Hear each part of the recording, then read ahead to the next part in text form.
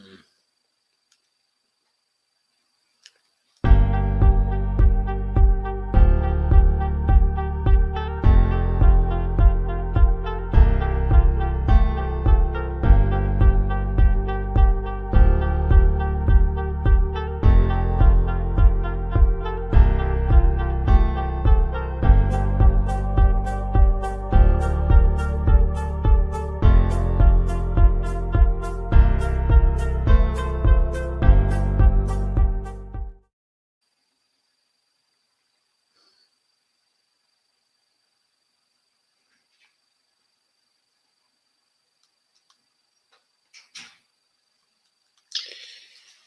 Hello, everybody. This is Empowering Democracy.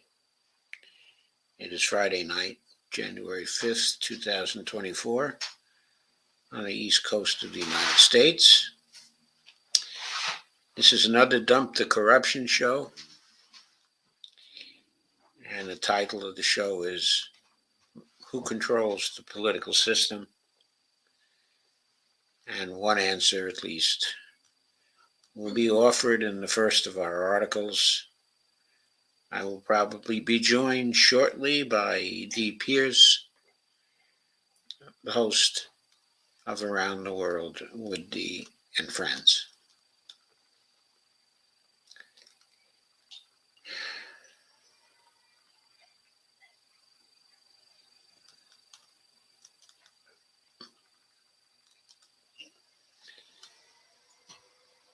So moving to our first piece for the night.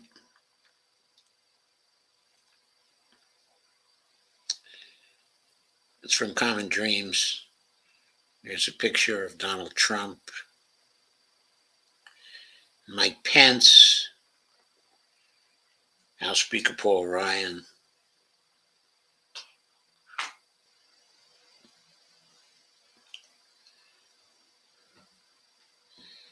and this was at the event celebrating the passage of their tax cut bill on December 20th, 2017. Headline is, "The billionaires got organized. The people didn't. The rest is history." Why don't Americans know who's manipulating our political system and why?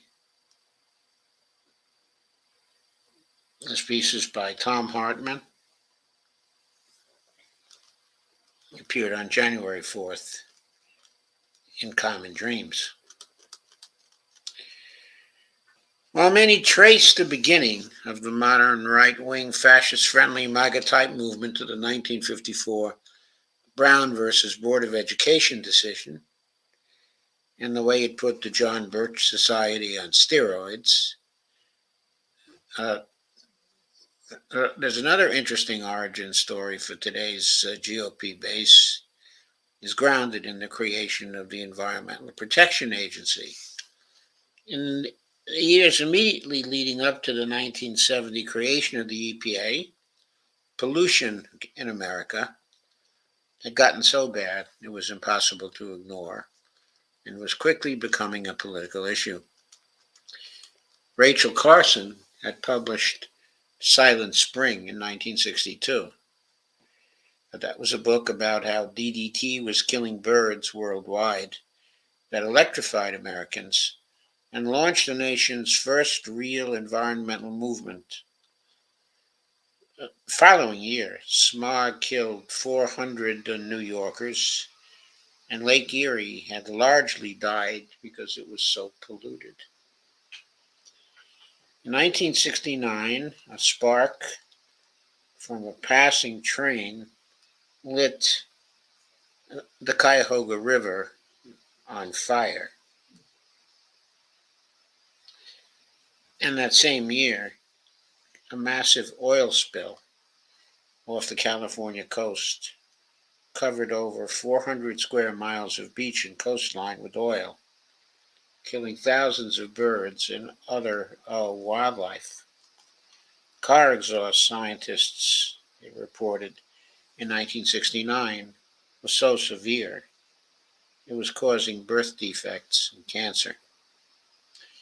Major American cities like St. Louis smelled, as Time magazine reported at the time, quote, like an old fashioned drugstore on fire, unquote. Richard Nixon, a canny politician who'd always had a pretty good take on the pulse of America, stepped up in 1969, creating the Environmental Quality Council. That was well received, but didn't make a dent in the problem. So Nixon did what was probably the only good deed for America of his presidency and helped create the EPA in 1970. Well, I think Tom is forgetting the creation of OSHA there at about the same time. The wealthy oligarchs of American industry, there's the now. I'm going to let her in.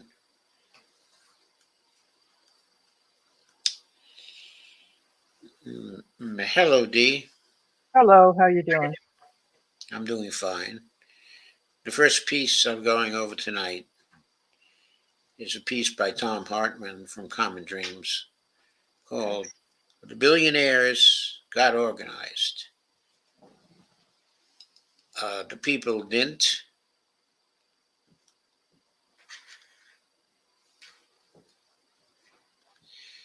The rest is history. Yeah. Going on with the article. The wealthy oligarchs of American industry, particularly fossil fuel and chemical industry oligarchs, hated the EPA from the get go. Environmental regulations cut into their profits, and they felt persecuted after generations of their predecessor fat cats had poured their poisons into our air and water without a peep from the government. It was almost as infuriating as having to pay a 74% income tax on everything they earned after their first $3 million after their first 3 million in today's dollars. We also have to keep in mind that the 74% income tax was a reduction passed by Democrats in the early 1960s. During the Eisenhower administration, the top rate of income tax was at 90%. As hard as it may be to believe, today, that was the tax rate, against, that was satisfactory for a Republican president during the 1950s. My times have changed. The first of the changes came from the Democrats in their reducing the income tax rate to 74%. In response to public opinion, the sentiments of the morbidly rich back then went along the lines of, quote, so what if kids got cancer? We didn't live in the neighborhoods of our refineries and manufacturing facilities. Screw them. They should be happy we keep them employed. And shut up about all this hippy-dippy environment stuff, unquote. Regulating polluting industries and fossil fuel emissions was all the rage in the 1970s, and people really loved it, but the billionaires hated it. As the EPA historian noted, by the time Russell Train had become the EPA administrator in 1973, they were starting to get organized, and active. And here's a quote. During Train's tenure at EPA, clean air issues continued to cause contention between environmentalists and industry representatives. Quote again, the entire environmental program was under siege by the energy crowd. It was a major accomplishment that we were able to keep environmental programs on track, said Train. Quote, many efforts to trim EPA's authority, to kill requirements for tall stacks, to curtail efforts to prevent significant uh, uh, deterioration of air cleaner than national air quality standards, and the like were beaten back, unquote.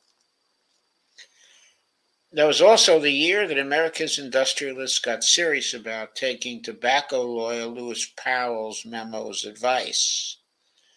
The rich needed to step up and start buying off politicians and judges, seize control of the media, and use their endowments to stock by universities with right-wing professors while pushing out the old line liberals. They got a big boost in 1976 with the Buckley decision, and in 1978 with the Bellotti decision, when 5 Republicans on the Supreme Court ruled that billionaires and corporations buying off politicians was no longer considered a criminal bribery. From those years forward, it was instead, quote, constitutionally protected First Amendment free speech, unquote. Yes, the insanity started back in the 1970s, not in 2010, folks. And corporations were no longer legal fictions, to go on with the article, but fully, quote, persons, unquote, who claim protections under the Bill of the Human Rights. Lewis Powell himself, in fact, wrote the 1978 the Bellotti decision, giving corporate persons, including foreign corporations, the right to pour unlimited amounts of, quote, dark money into political campaigns. Just interject something here.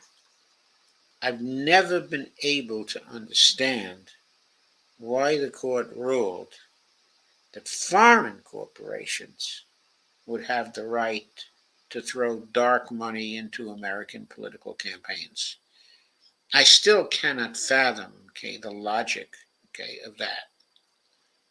I mean, foreign individuals cannot vote, okay, in our political campaigns. Why should foreign corporations have the right to contribute money to our political campaigns? Why should they have the American people as their constituencies? I've never been able to understand that particular decision. I think it is treason to America. 5 corrupt Republicans on the court would double down on this in 2010 with the Citizens United decision. I hasten to add, I don't think they were the same 5 Republicans, but in the interim period, it was possible for Ronald Reagan to get his justices into the Supreme Court, and for George Bush, of course, to get his justices into the Supreme Court, and for Bill Clinton to get his justices into the Supreme Court. And so there were 5 corrupt Republicans on the court in 2010. Still, fossil fuel billionaires, however, were still groaning under what seemed like an unending regulatory assault. EPA was demanding that they clean up refineries that were spewing tons of cancer-causing benzene into the air,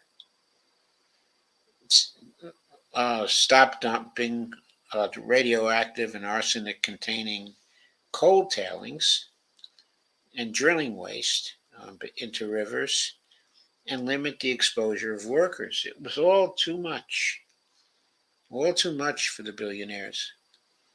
So the fossil fuel billionaires and their fellow travelers got organized. They set up and funded policy think tanks in every state, each one devoted to the two main goals of the billionaires who birthed them: deregulation and tax cuts. Excuse me a second.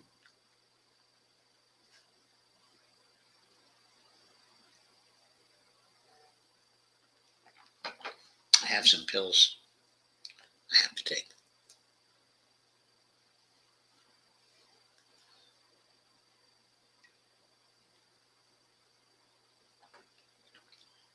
The challenge was convincing Americans that regulations were bad things and that rich people should have their taxes cut from the 74% rate. That top tax bracket, after all, was the main thing preventing billionaires from grabbing all the money that was instead then going into the homes and pockets of unionized working class people. The think tanks got to work, backstopping the GOP at every opportunity. The money flowed to Republican politicians, both state and federal.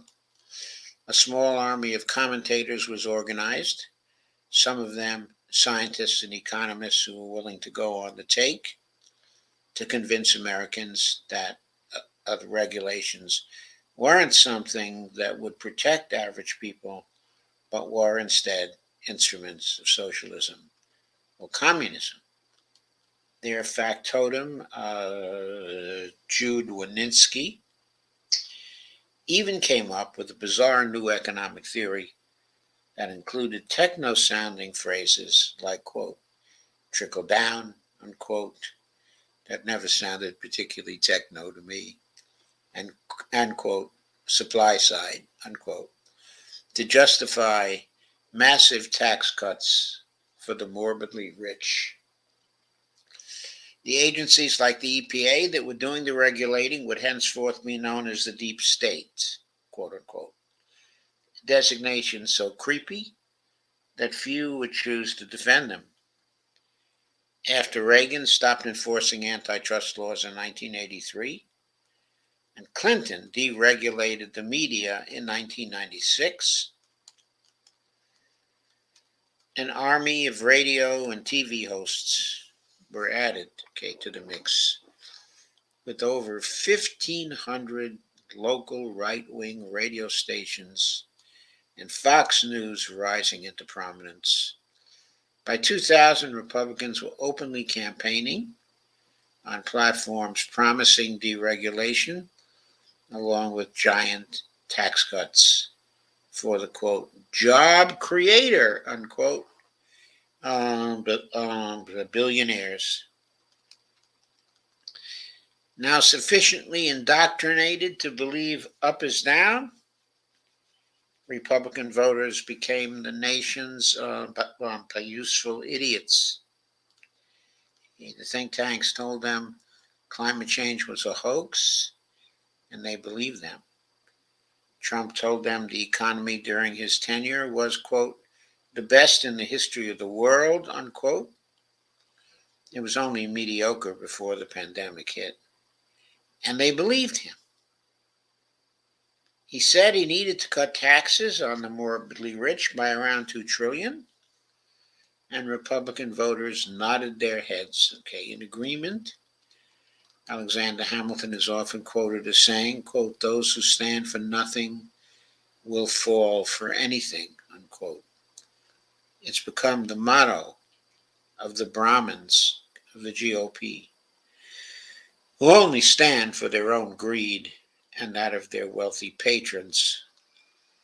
The white Republican base has been so lied to and abused over the past 40 or so years, they've become easy marks for the predators in both big business and the GOP.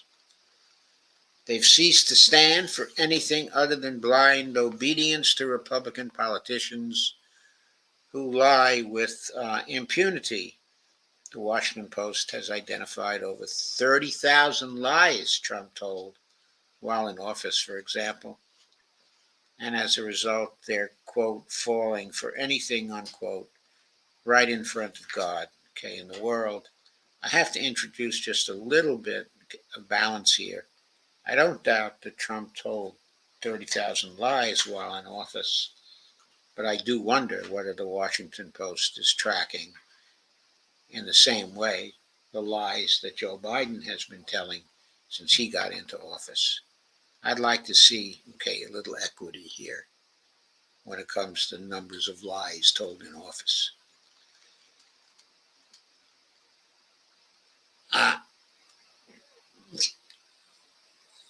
And as a result, they're falling for anything, quote unquote, right in front of God, okay, in the world. Here's a list of what they're falling for. Democrats running child sex rings out of a DC pizza parlor.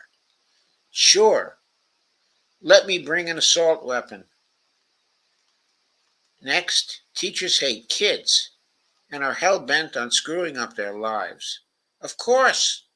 Why else would they study for all those years for a job that pays squat? Next, treating a deadly new virus with horse dewormer, or a drug that kills uh, that kills uh,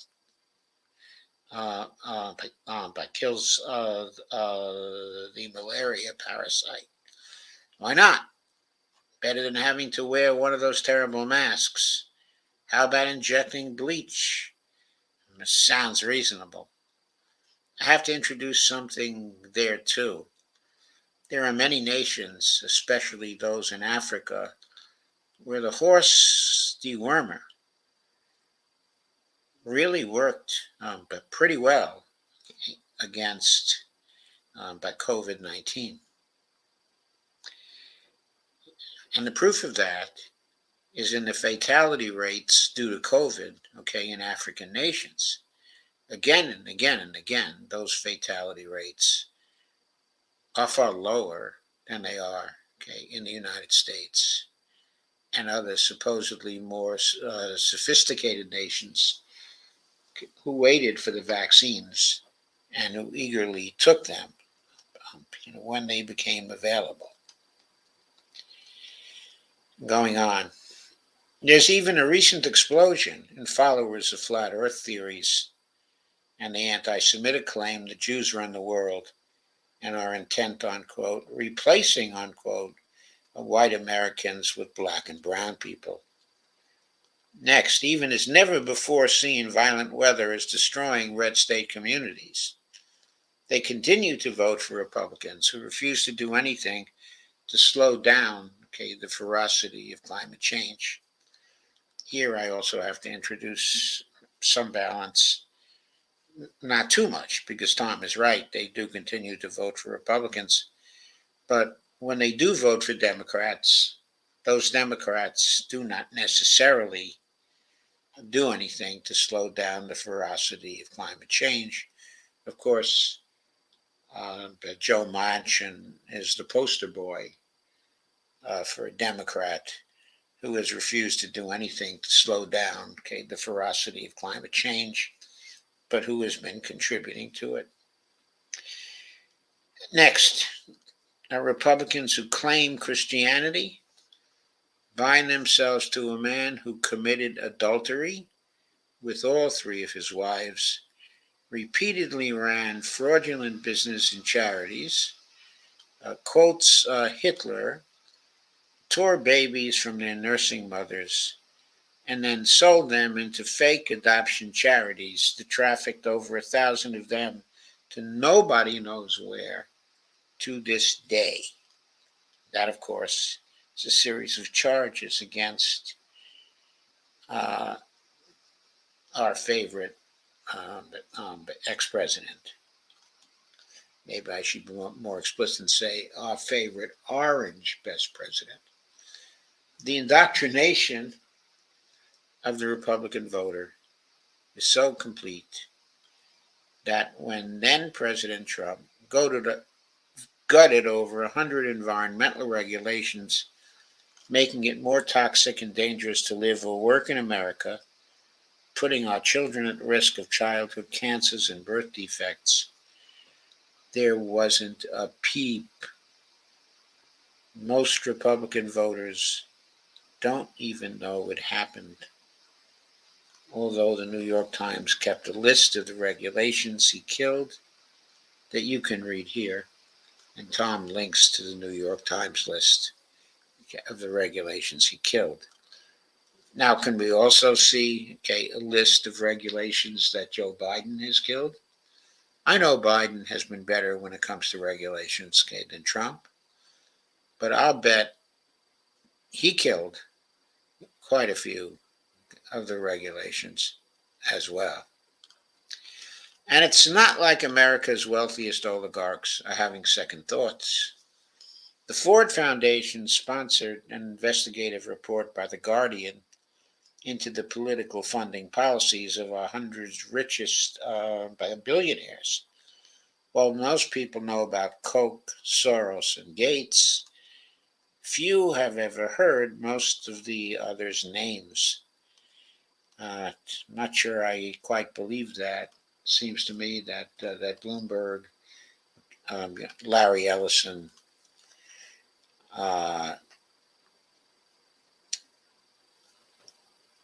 also Jeff Bezos, Elon Musk, are other famous names, that many Americans know. Oh, did I mention Sheldon Adelson? But the majority of America's morbidly rich are totally down with the GOP, as The Guardian reported. Our new systematic study of the 100 wealthiest Americans indicates that Buffett, Gates, Bloomberg et al. Are not at all typical. Most of the wealthiest U.S. billionaires, who are much less visible and less reported on, more closely remember Charles Koch. Quote, they are extremely conservative on economic issues, obsessed with cutting taxes, especially estate taxes, which apply only to the wealthiest Americans, opposed to regulation of the environment or big banks by the government, unenthusiastic about government programs to help with jobs, incomes, healthcare, or retirement pensions, programs supported by large majorities of Americans, tempted to cut deficits and shrink government by cutting or privatizing guaranteed Social Security benefits, unquote. So why don't Americans know who's manipulating our political system and why? Once again from The Guardian, quote again, the answer is simple. For billionaires, who favor unpopular, ultra-conservative economic policies and work actively to advance them. That is to say, most politically active billionaires stay almost entirely silent about those issues in public. This is a deliberate choice. Billionaires have plenty of media access, but most of them choose not to say anything at all about the policy issues of the day. They deliberately pursue a strategy of what we call, quote, stealth politics, unquote. So here we are, Americans, billionaires, got the tax cuts they wanted. Instead of paying 74%, like before Reagan, or even hit the high 50% range, like most of the European billionaires, the average American billionaire pays around 3% of his or her gross incomes in income taxes, which is probably a hell of a lot less than the average Republican voter. The fossil fuel billionaires also got much of the deregulation they wanted, although Biden has reversed some of Trump's worst excesses, says Tom. And the Supreme Court justices they've bought off with $1 million vacations and parental homes will soon debate whether to gut the Chevron deference and thus end the EPA's ability to regulate the fossil fuel industry altogether. As a result, $50 trillion has been transferred from the paychecks and homes of working class people into the money bins of the top 1%, while our environment continues to deteriorate. Meanwhile, Republicans in Congress, relying on the largesse of the fossil fuel billionaires and their industry colleagues, fight every attempt by those concerned about our children's environmental future. This 50-year-long plot executed by some of the richest men, with few exceptions, they're almost all men, in America, to gut income taxes and environmental regulations has been a stunning success. Without the burden of income taxes, they are now richer than any humans ever before in the history of the earth. Richer than the pharaohs, richer than the Caesars, richer than any king in European, African, or Asian history. Do they care they're leaving the rest of us a dying planet? That their actions have created a toxic brew of paranoia and distrust, along with an obese, orange-faced monster that is on the verge of ending the American experiment? That Americans are dying every day from the pollution and climate change their products produce? Apparently not. At least as long as they can keep their tax cuts and deregulation. Oxfam International, for example, quote, found that 125 billionaires create more emissions through their investments and lifestyle than all of France. And so, mission accomplished, America's right-wing billionaires, and thanks for nothing. I would say thanks for less than nothing. Thanks for all the harm they've done. You've heard me say before, there should be no billionaires. And I say so again now. We must get rid, of billionaires. They are a danger to our democracy. And this piece by Thom Hartmann is a pretty good account of only part of the harm that they've done since the 1970s through using their money. And as you know now, our current political system is terribly corrupted, not simply by the millionaires, but also by all sorts of organizations and groups and PACs and super PACs that they have created. And of course, the corporations that they also have a large part in controlling. Of course, this series of programs, is about trying to start, a dump the corruption movement, where voters, when they get into the voting booth, will vote against all candidates who are taking big money and thus perpetuating the rule of, the billionaires. And I guess it's time to remind you all once again of the rule for voting, that we would be successful in getting rid of the billionaire influence by getting rid of the people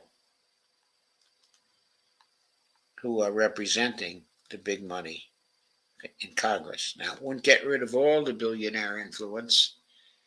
They would still have the media behind them for the time being.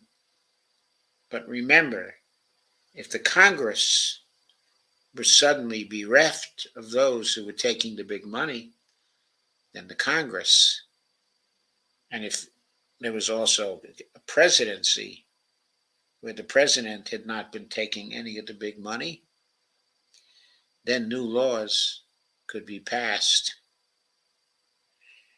restraining, the media, ensuring, that the media are not owned, by billionaires, making it impossible for Bloomberg to own the media that he owns, turning those companies over to small stockholders. Anyway, here's the rule: vote against every candidate except those who won't take money from wealthy corporations, individuals, PACs, or party committees, and who repudiate all super PAC support. You all have seen that quite a number of times, but of course I have to come back to that theme continuously. Any comments, Dee?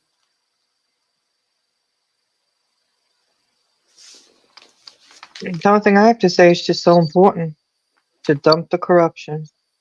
Yes, I think it does continue to be important. But Tom is right, of course. The billionaires, are running the place, and we know they run the place through all the institutions that they control. Exactly. And among the institutions they control, through various other outlets, of course, is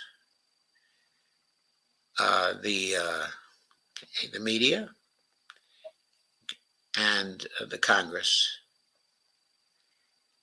and also the presidency.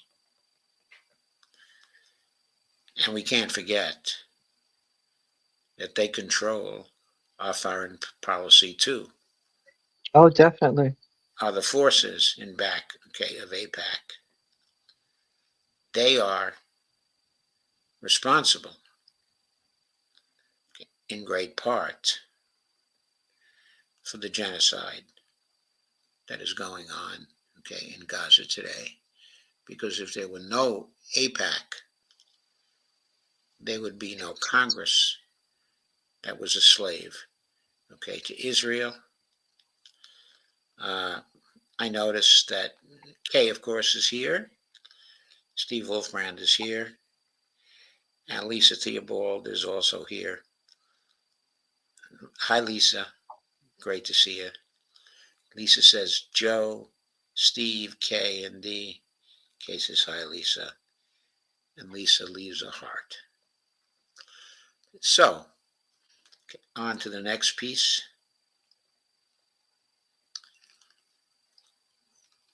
Which is about, I guess I'm not really showing it yet. I've just pulled it up on my screen, but I have to present it. What this piece is about, and here's another picture of the orange man.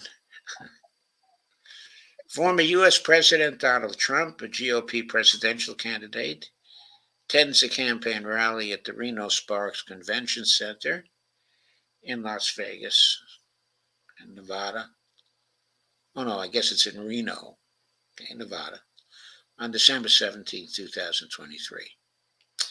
But Illinois, Massachusetts voters join fight to bar Trump from ballots.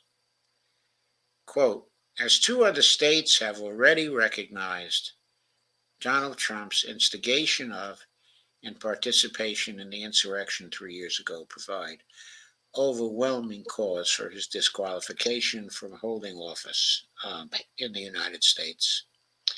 I have to add at this point, I'm all for his disqualification from holding office, okay, in the United States. But I'm also all for, okay, the defeat, okay, of Joe Biden for his horrible foreign policy in relation to Ukraine, in relation to Taiwan, and of course, in relation to the genocidal war that would not be possible without his support, okay, in Gaza today. Come what may, Joe Biden must be defeated. Donald Trump must be defeated too. It is not necessary that he be defeated at the ballot box. It is just as well, okay, that he be defeated by taking him off the ballot, in my view. He's a threat, okay, democracy. We don't have any free and fair elections anyway. If he participates, okay, in an election, it won't be free and fair because of the tactics and the strategy that he's going to use to try to become the president again. So, it is perfectly fair, perfectly legal, perfectly lawful to remove him from the ballots. And of course, this article, okay, is about that. Okay, so now the voters in Illinois and Massachusetts are now filing with the proper authorities to get Donald Trump tossed off the ballot, okay, in Illinois, okay, in Massachusetts.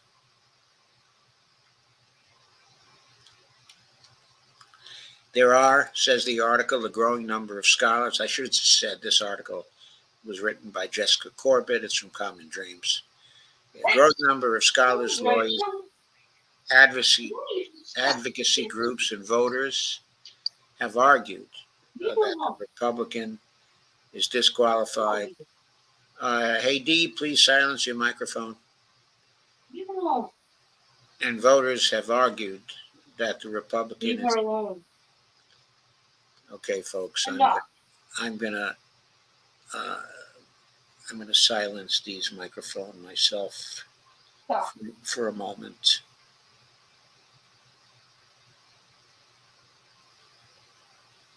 Knock it off. Can I do that? Stop. You can leave it alone.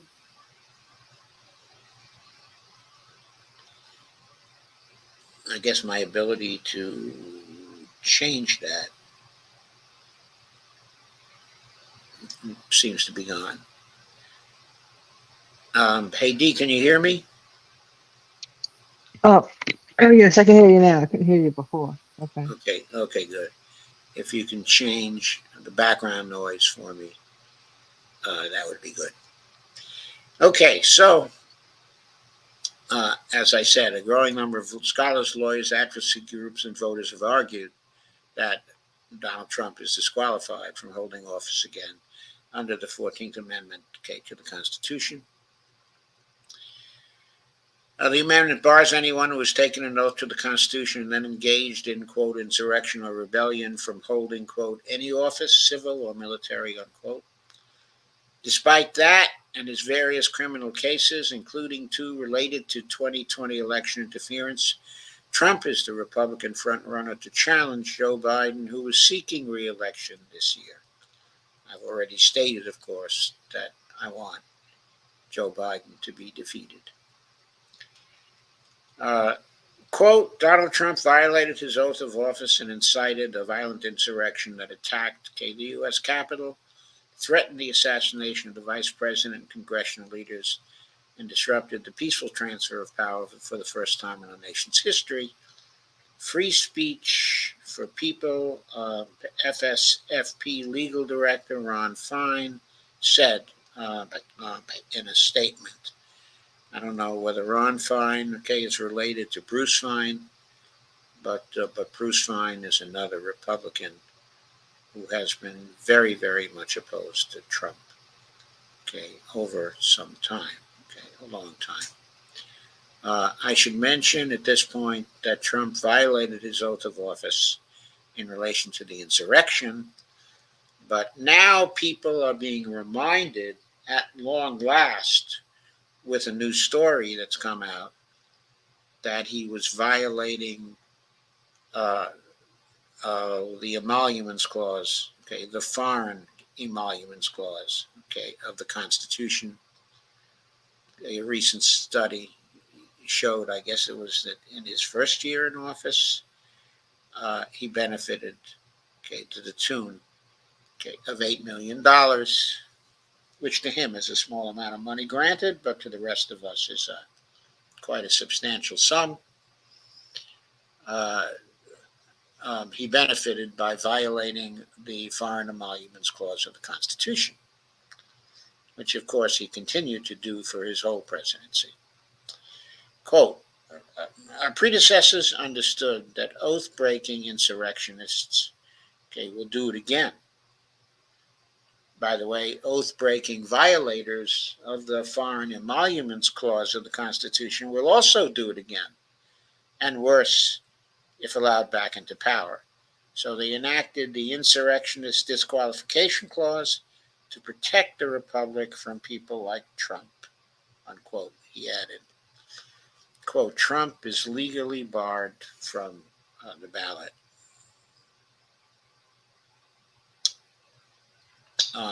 FSFB has joined with local attorneys to represent voters behind previously filed 14th Amendment cases in Michigan, Minnesota, and Oregon, as well as the objections filed Thursday with the Illinois State Board of Elections and Massachusetts State Ballot Law Commission. Quote, our country faces a crisis in Trump's bid for re-election. We cannot let a candidate who revels in undermining the rule of law continue his candidacy in clear violation of a constitutional mandate, said Illinois Attorney Karen Lederer. Quote again, an electoral board has a mandatory duty to keep disqualified candidates off the ballot. As the growing consensus of legal decisions shows, Trump engaged in insurrection.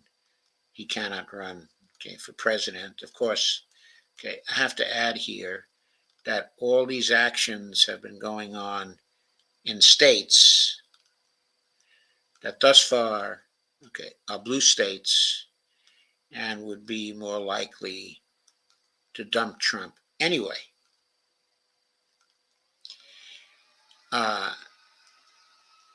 It will be interesting to see if some of the purple states and some of the red states get into this movement to get Trump off the ballot. It may not matter because, of course, we all know by now that the Supreme Court has agreed to consider whether Trump can be barred, at the state level. People kind of expect that this court will vote in favor of Trump having the opportunity to run again for the presidency of the United States. I myself am not so sure. There have been a number of decisions that have come down from this Supreme Court that have emphasized states' rights. This court has been the most respectful court for states' rights in a very, very, very long time. The question here is, do state authorities have the right to bar Donald Trump from the state ballots because they think that he's committed, a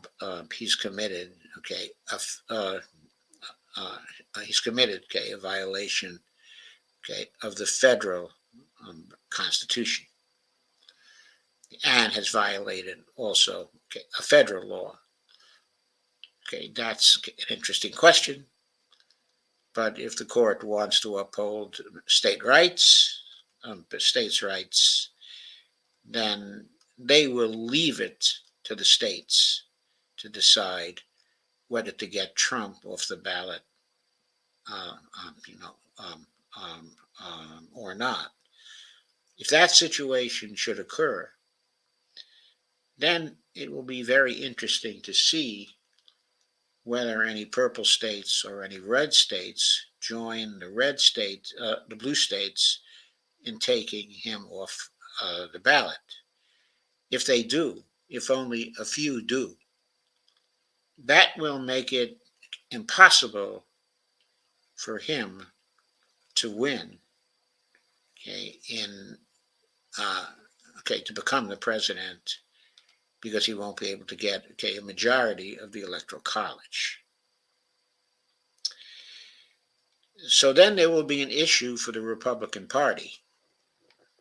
Will they still want to nominate Donald Trump as their candidate for president if that becomes the situation? Also, won't other Republican candidates for president point out the danger that Trump will be barred from the ballot in many or in some of the purple and red states, and so cannot possibly win the presidency, and will not then these other Republican candidates begin to use that against Trump in the primaries, in the red states? That's a very interesting question. The point here is, the Supreme Court may make such a decision, and in that case, it may help people like, say, Nikki Haley to replace Trump as the Republican candidate, for the presidency. I think that Nikki Haley, is a horrible person and completely subject, to big money. So she would be a terrible choice as well. But she might have the effect in that kind of situation, taking the nomination of the Republican Party away from Trump. We should keep that in mind. As two other states have already recognized, Donald Trump's instigation of and participation in the insurrection 3 years ago provide overwhelming cause for his disqualification from holding office in the United States, said Liz Reardon, who is the litigator from Massachusetts, who was taking him off the ballot there. Thursday's filings come as the right-wing U.S. Supreme Court, which has 3 Trump appointees, has already been asked to review the Colorado Supreme Court's December decision to kick him off the state ballot. Last week, Democratic Maine Secretary of State Shanna Bellows also removed Trump from her state's primary ballots. Both of these decisions are on hold pending appeal to review by other courts, and of course now the Supreme Court. So Trump has filed appeals and blamed the disqualifications on Biden, who is not involved in any 14th Amendment cases, a trend campaign spokesperson Stephen Chung continued in response to the new voter objections. I'm not going to quote that. I don't think it's significant. I think I've outlined the general situation here, uh, created by the possibility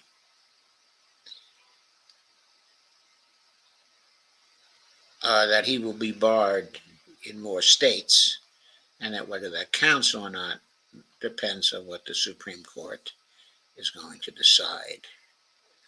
There are some quotes from Crew here. I don't think I have to go through those.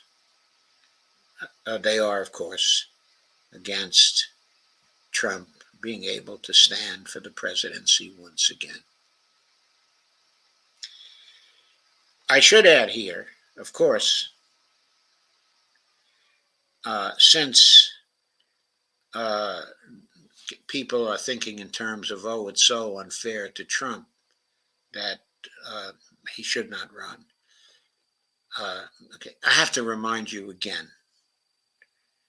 How can you say that it's unfair to remove Trump from the ballot, okay, by whatever means, when Trump has said that if he gets into office again, he's going to destroy the Constitution of the United States? How can you say it's unfair for him, okay, to run for office? I should say to be barred, okay, from running to office, when what he's going to do is to spend all kinds of big money to win. He's the creature, okay, of big money, just as Biden is. And they're both going to spend all kinds of big money, okay, to win in a political race that's unfair because they have the advantage of all, okay, of the big money. If the voting rule that I propose, okay, is followed, Trump would be disqualified from office by the voters through the voting rule. That's a way to disqualify him too.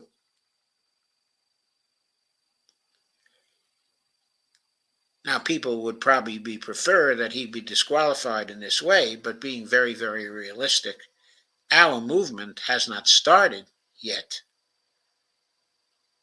It's nowhere right now, and it may remain, okay, as nowhere. In that case, why would it be unfair to disqualify a big money person from running for office when that person has promised that he's going to get rid of the Constitution that he is running under? I think the idea that it's unfair to block him is a silly, silly idea of people, okay, who are very naive and at the same time who recognize that our elections are rigged and recognize that Trump will want to rig his election just as Biden is rigging it, okay, in various ways. With both of them during the rigging, why is it unfair to disqualify either, okay, or both of them using lawfare? I don't think there's anything unfair about that. Moving on to the third piece.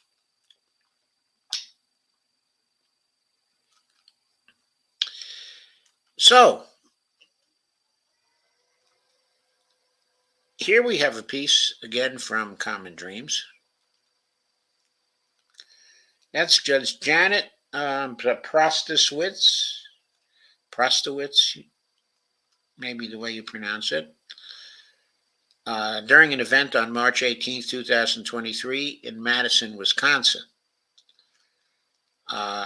She was elected, okay, to the state Supreme Court, and that changed the Supreme Court in Wisconsin. It became a Democratic, okay, Supreme Court, which is now blocking of the gerrymandering which was taking place in that particular state. Anyway, the headline on this is State Supreme Court races could make or break, quote, firewall for our democracy, unquote. The tagline is, after Roe v. Wade was overturned, we had to turn to state courts and state constitutions as a critical backstop to protecting access to abortion, unquote, said one advocate, and quote again. And the stakes are unbelievably high. This article was written by Julia Conley on January 4, 2024. Two key state Supreme Court races in 2023 showed that Americans are beginning to understand that state courts can serve as the firewall for our democracy, unquote, said an official at a national grassroots advocacy group in an op-ed Thursday. But the energy voters brought the Pennsylvania and Wisconsin Supreme Court races, she warned, must spread nationwide in 2024 in order to safeguard Americans, quote, fundamental freedoms, unquote. At the fulcrum, Stand Up America's Deputy Communications Director, Sarah Harris, wrote that about a quarter of all state Supreme Court justices will be on ballots in November due to term limits, mandatory elections, and requirements. Voters in 33 states are set to decide who should sit on the top courts. Will those judges be running with the assistance of big money? If they are, then dump the corruption. Calls for those voters to vote against those judges who are taking the big money at the state level, just as much as the rule calls upon them to vote against candidates for Congress and candidates for the presidency who are taking money, just as much as the rule calls for them to vote against candidates for the state legislatures who are taking the big money. Anyway, quote, Americans can't afford to elect judges who are unwilling to state their position on democracy issues or risk further assaults on our right to vote and our right to reproductive health care, unquote, wrote Harris, and quote again. Wisconsin and Pennsylvania voters have set a commendable example, highlighting that the strength of our democracy rests in the hands of those who actively engage in its preservation. In Wisconsin, Judge Janet Prestastowicz, hard name to pronounce, won her state Supreme Court seat last April in an election that inspired the state's highest ever turnout for an off-election year judicial race. Supporters of the Democratic judge highlighted her strong backing of abortion rights, voting access, and worker protections, and noted that a Democratic majority on the state's high court could decide whether former President Donald Trump would be able to challenge 2024 election results as he attempted to in 2020. Voters in Ohio and Michigan are among those who face similarly high stakes this year, Harris said. In the former state, 2 Democratic judges and 1 Republican are up for re-election to a court that currently has a 4-3 majority favoring the GOP. Voters turned out in droves in November to pass a constitutional amendment affirming that Ohioans have the right to make their own reproductive health decisions, including whether to obtain abortion care. And for those who don't know, Lisa Theobald, a friend, now lives in the state of Ohio. And so she has a direct concern about what will happen there in terms of elections for the Ohio top court. More than 30 abortion restrictions are in place in the state, and challenges to them could end up in Ohio's top court, making the state Supreme Court race, quote, very high stakes, unquote.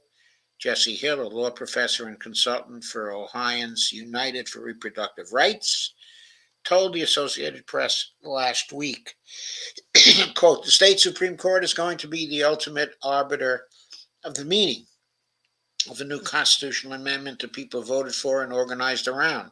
Hill told the outlet, quote, that is a huge amount of power, unquote. We saw an incredible number of voters, and this is another quote, come out to vote on that amendment and an incredible amount of investment in those campaigns, Hill added. I think we'll see a similar attention and investment in Ohio, unquote. Oh, by the way, Ohio is also the state Kay Ryan lives in. In Michigan, where the High Court has a 4-3 Democratic majority and 2 judges on the 2024 ballot, 1 from each party, victories for the GOP could allow a new conservative, could allow a majority that's conservative to reverse several pro-abortion rights laws passed in 2023. Quote, after Roe v. Wade was overturned, we had to turn to state courts and state constitutions as the critical backstop to protecting access to abortion.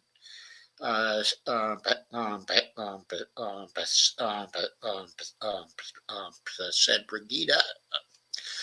Brigida Amiri, deputy director at the ACLU's Reproductive Freedom Project, told the AP, quote, and the stakes are unbelievably high in each of these cases in each of these states. The results of this year's state court races could also have implications for redistricting efforts.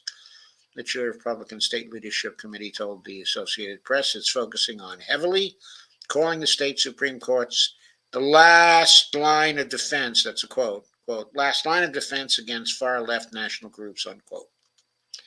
Republicans are hoping to expand their 5-2 majority on the North Carolina Supreme Court, which last year reversed the previous ruling on a redistricting case and allowed political gerrymandering, giving the GOP an electoral edge. Quote, voters' increased attention on state Supreme Court races is a direct response to Republican-led efforts to restrict access to the ballot and overturn the will of the voters in 2020, unquote. Harris wrote at the Fulcrum, quote, okay, Americans are also paying closer attention to the courts after key U.S. Supreme Court decisions left reproductive justice and voting rights in the hands of the state legislatures. Quote, right now, unquote, she added, the electorate is demanding justices who uphold the democratic process and rule on cases without a partisan agenda. Well, I think there should be a partisan agenda, and I think the nature of the partisanship should be to vote against the justices who are taking big money. It's another dump the corruption situation, and I think voters need to act accordingly to keep those state Supreme Courts clean of people who are taking big money. I'm going to move on now to the last of the pieces for tonight, and the last one has to do with Medicare for All. I'm sure a favorite, of us all. It's another Common Dreams piece. Supporters of Medicare for All protest outside of pharma headquarters in Washington, D.C. on April 29th, 2019. It's significant they couldn't find a more recent picture.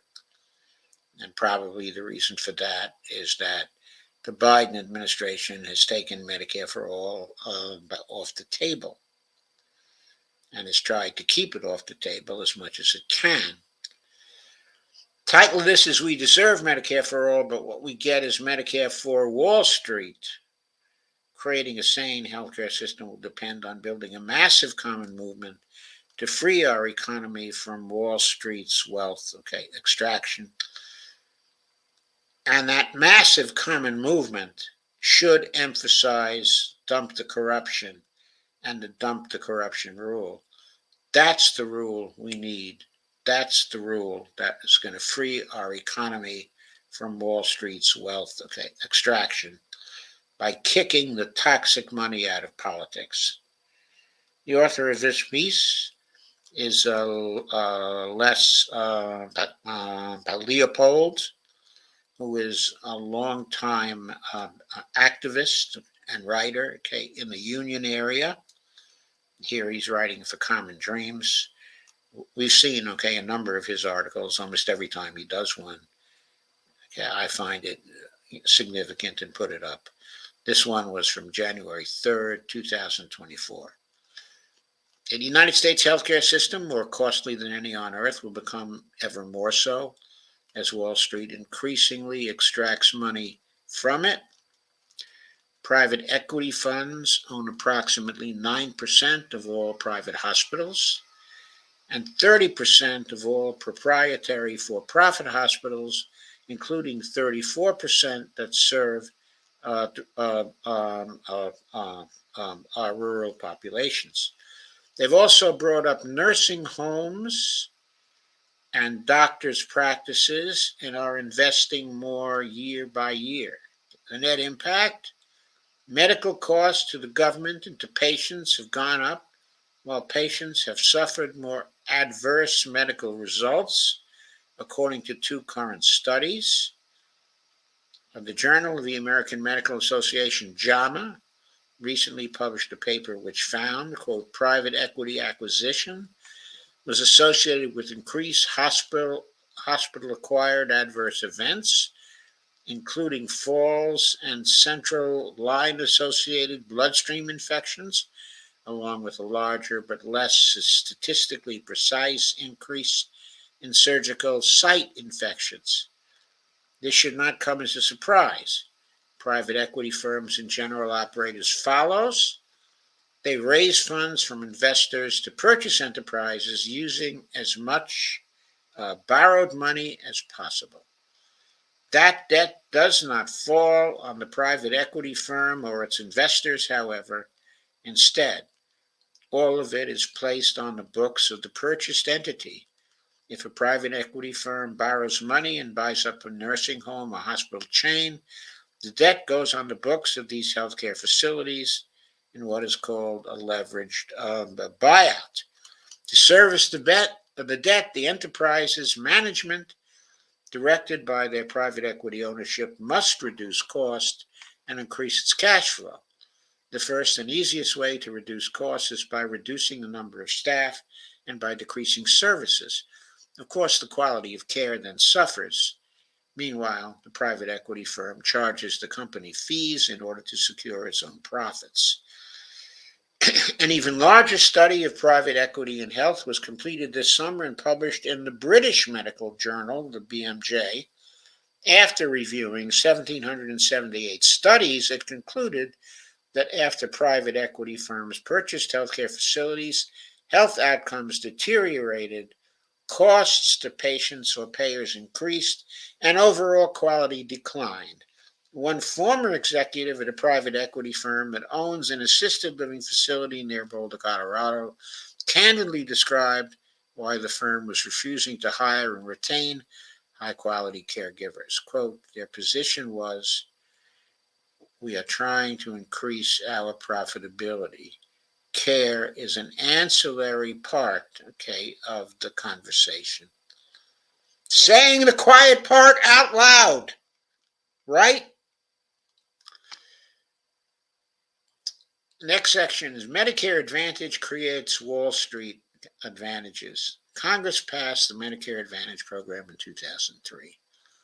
Its proponents claimed it would encourage competition and greater efficiency in the provision of health insurance for seniors. I just have to say here, right now, in relation to healthcare, efficiency is not as important as effectiveness. Effectiveness is the bottom line, okay, in healthcare.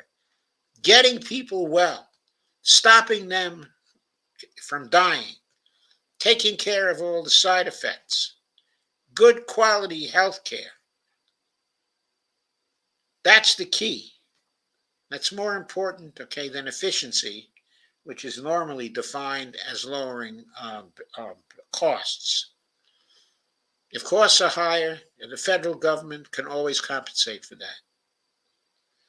The bottom line in healthcare is effectiveness, not efficiency. At the time, privatization was all the rage as the Democratic and Republican parties competed to please Wall Street donors. It was argued that Medicare, which was actually much more efficient than private insurance companies, that is an advantage of Medicare, by the way, needed the iron fist of profit making to improve its services.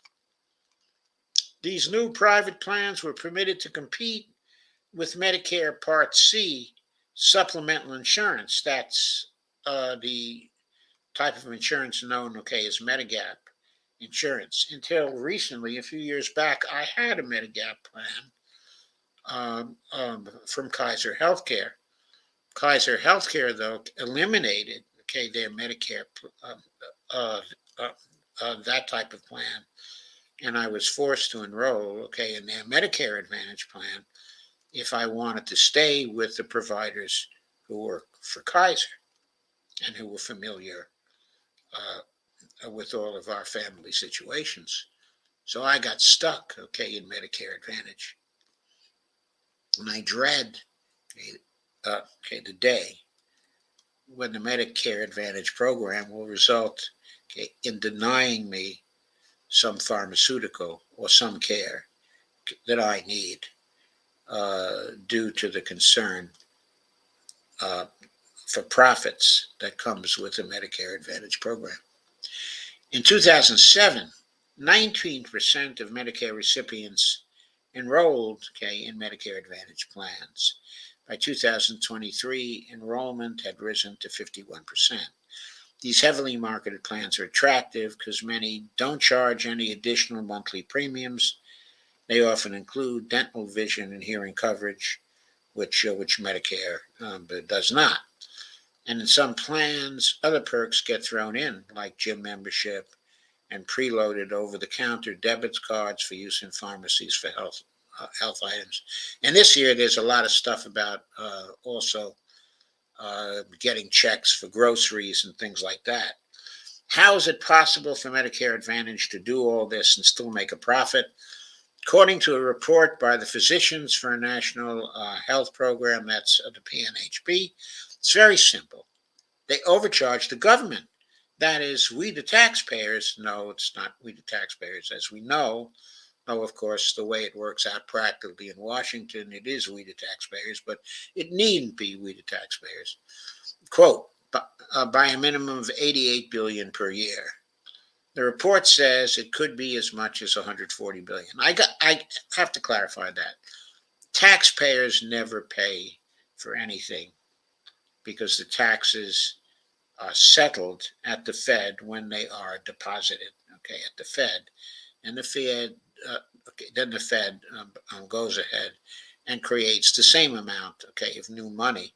It's the new money that's paying for things and not actually the taxes, that are paying for things.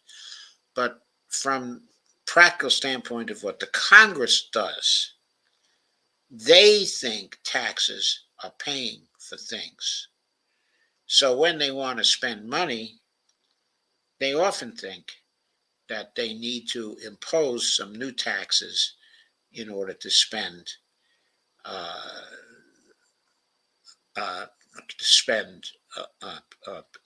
the money for a new program. In addition to inflating their bills to the government, these HMO plans don't pay doctors outside of their networks, deny or slow needed coverage to patients, and delay also legitimate payments, as Dr. Kenneth Williams, CEO of Alliance Healthcare, said of Medicare Advantage plans. Quote, they don't want to reimburse for anything. Deny. They're taking over Medicare, and they're taking advantage of elderly patients, unquote. Yes, I'm sure that's happening. Enter hedge funds. With so much taxpayer money sloshing around the system, hedge funds also are cashing in. They've bought large quantities of stock in the healthcare companies that are milking the government through their Medicare Advantage programs. They then insist that these healthcare companies initiate buybacks of stock, inflating the price of their stock and the financial return to the hedge funds.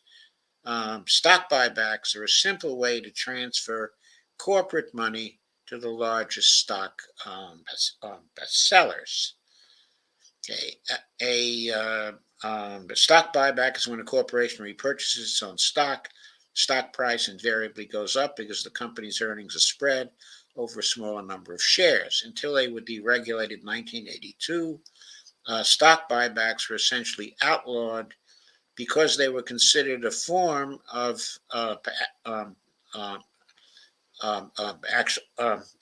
actually manipulating stock prices. United Healthcare, for example, is the largest player in the Medicare Advantage market, accounting for 29% of all enrollments in 2023. It also has handsomely rewarded its hedge fund stock sellers to the tune of $45 billion in buybacks since 2007, with a third of that coming since March 2020. Cigna, another big Medicare Advantage player, just announced a $10 billion stock buyback. These repurchases are also extremely lucrative for United Healthcare's top executives, who receive most of their compensation through stock incentives. CEO Andrew Whitty, for example, hauled in $20.9 million in 2022 compensation, of which $16.4 million came from stock and stock option awards. So most of his compensation came from stocks and stock options. Okay. Also, a look at the pharmaceutical industry shows where all this is heading. Between 2012 and 2021, 14 of the largest publicly traded pharmaceutical companies spent $747 billion on buybacks of stock and dividends, more than the $660 billion they spent on research and development, according to a report by economists William Blazanik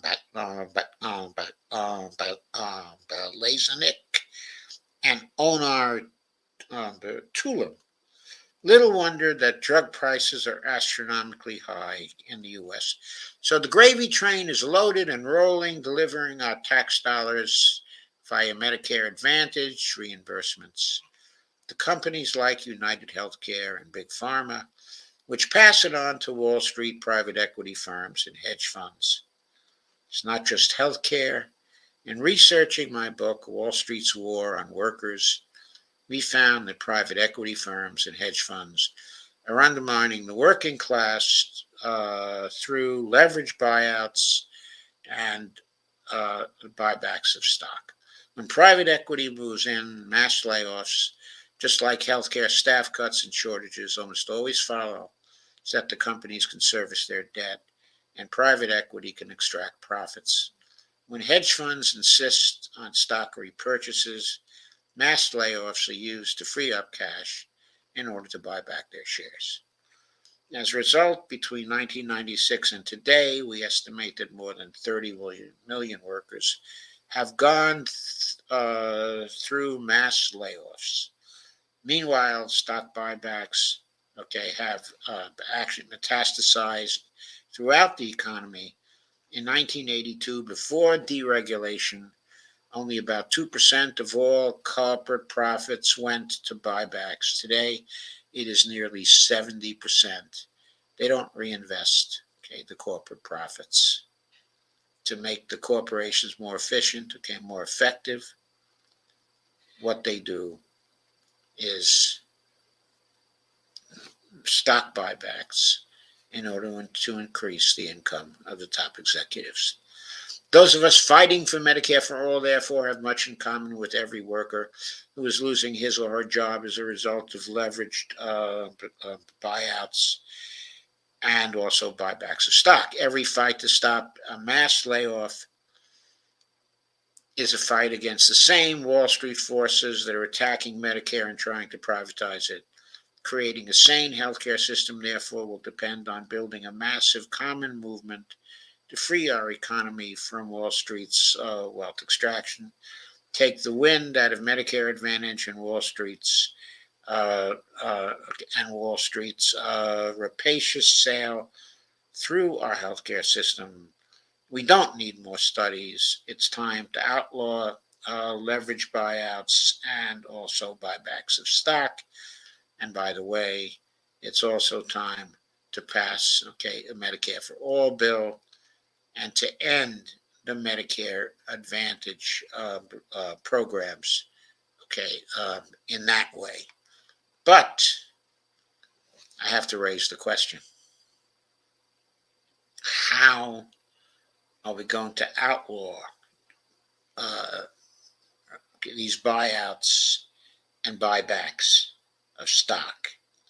How are we going to pass a Medicare for All bill if we're not able to dump the corruption? We know the kinds of Congresses that we have had for the last 40 years will never pass a Medicare for All bill. Doesn't matter what we say, or do. The contributions from the big players, in the healthcare industry, the contributions from the private equity firms, the contributions from the hedge fund firms, the contributions from the billionaires will make it clear to Congress people that they cannot pass the legislation being advocated by Les Leopold and being advocated by those such as the Red Berets who advocate for Medicare for All. It will be impossible to pass these bills at the federal level unless we make the Dump the Corruption movement an effective movement right now. The sooner the better.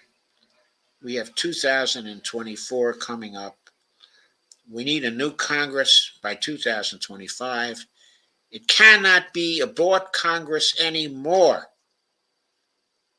It must be a Congress of independent people who will look to the people of the country, to the voters, for their support, and who will therefore legislate in the interest of the voters of America. That's why Dump the Corruption is so important. D, comments.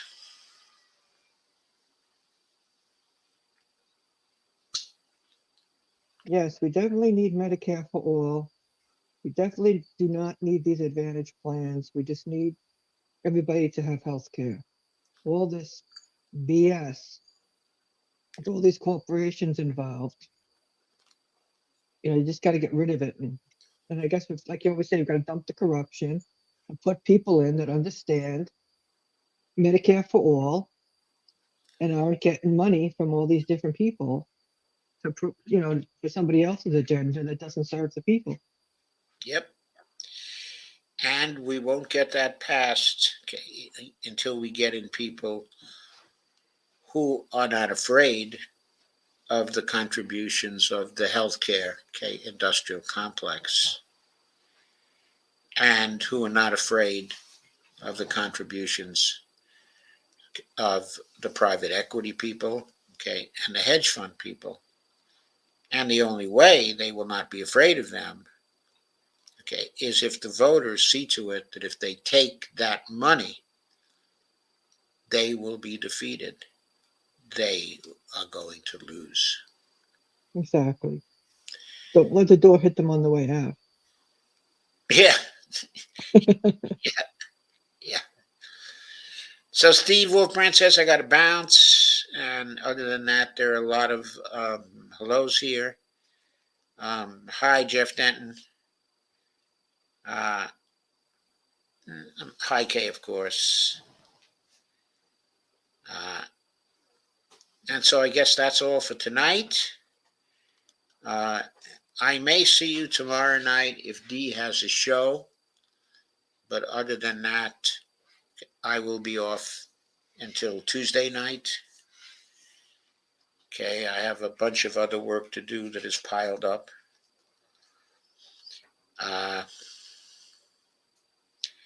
And so I may see you tomorrow night, but if I don't see you then, it probably won't be until Tuesday. Okay, please note, we both have Buy Me a Coffee accounts, and Dee's Buy Me a Coffee account is buymeacoffee.com / but Dee Pierce. Her Cash App account is at Is Dolores Pierce, Dolores. RES, Pierce. and Pierce, PEERS. Yes. And my Patreon account is right in front of you. And my Buy Me a Coffee account is flashing across the bottom of the screen. Please do occasionally do something good for us. In that particular, holding these shows does cost some money. And right now, I suspect that both of us are losing some from this particular venture. So thank you all for coming. Thank you all for that kind of support. Thank you all for sharing. Please like, share, and subscribe. And Kay says, night all. I love you all. And I echo that. Okay, I love you all too. Thank you all for coming. Yes. Good night, everybody. And good night, Bonnie. Good night. Yes. Okay. I'll see you tomorrow night, Joe. Okay, good night, Dee. Thanks for coming. I will see you You're tomorrow welcome. night then. Okay. Okay. I'm going to leave the studio.